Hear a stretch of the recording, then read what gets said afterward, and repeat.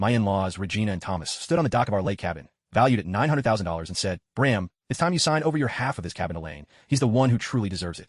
What my in-laws didn't know was that I had a surprise waiting for them. I'd always been the overlooked son-in-law, while Lane was the golden child who could do no wrong. However, what they didn't realize was that I had been quietly building my own success, investing wisely, and making smart business decisions. The tension between us had been building for years, with my in-laws constantly belittling my accomplishments and comparing me unfavorably to Lane. The day they demanded I give up my half of the cabin was the final straw. "You're just a burden to our family, Bram," Regina said, her voice dripping with venom. "Lane is the one who will carry on our legacy, not you." I felt a surge of anger, but I kept it in check, knowing that I had a secret that would change everything. Unbeknownst to them, I'd been quietly buying out the other heirs, and I now own the cabin outright. I decided it was time to reveal my hidden card. "I think you'll find that the cabin is already fully in my name," I said, pulling out the deed and handing it to Thomas. The look on their faces was priceless. Regina's eyes widened in shock, while Thomas's face turned red with rage. "How did you?" Thomas stuttered. "I've been taking care of business, that's how," I replied, my voice calm and even. The anger had gone ice cold, and I was in control. "You said I was a burden to your family, Regina. I think it's time you realized that I'm the one who's been holding everything together." With that, I turned and walked away, leaving them to stew in their own shock and anger. As I looked back, I saw Lane standing on the dock, a look of confusion on his face. I just smiled and said,